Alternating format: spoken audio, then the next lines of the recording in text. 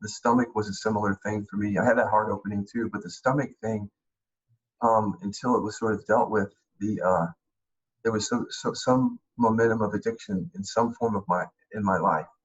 And so I remember coming down into feeling, and so you don't know that at first, because until you have the present awareness to be able to see that that's what's going on, whether it's the throat or the stomach, you can often be very blind, and you can think that it's about the ice cream, or it's about, and then so going down into my stomach, just remember working with that and seeing, wow, that has nothing to do with the thing that I'm addicted to. It has to do with the fear that I felt when I was a kid of feeling like I was not safe anymore.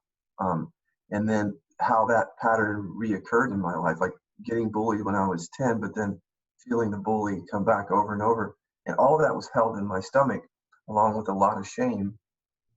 And as that started to release, it's like my whole body started to, like the engine that was driving that whole thing felt much more relaxed. And there's no way that you can know that until you experience it. You can't guess about how that's going to work until you go through it. Mm-hmm. Again, like you said, it would be great if there was one switch. We could just turn that switch, and then, but much more an exploration that unfolds.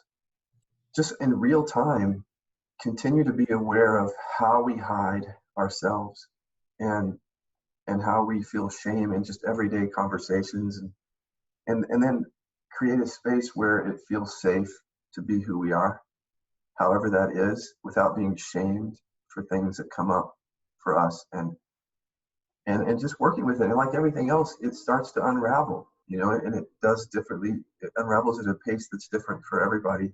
But as it does, there's an amazing amount of freedom just in that, and no longer feeling that. And you can feel the difference when you go through that. I mean, you can, it's like you don't know what you have until it's gone, is the song. Yeah. But this is a little different twist on it. You don't know what you're carrying around until it's gone, because it's your operating system. And it's the work of all of us to do the inner work for ourselves, because we can't control what other people do. Mm-hmm. If they're going to do that, we can't. But what we can do is work on ourselves, and we can encourage everyone to take that internal look at where is the shaming coming from.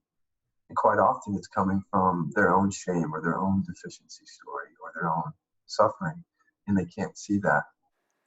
Go to kilobyscenter.com, Radical Recovery Summit, to see the full schedule of speakers and to register to watch these free online September 23rd and 24th in the Radical Recovery Summit 2017.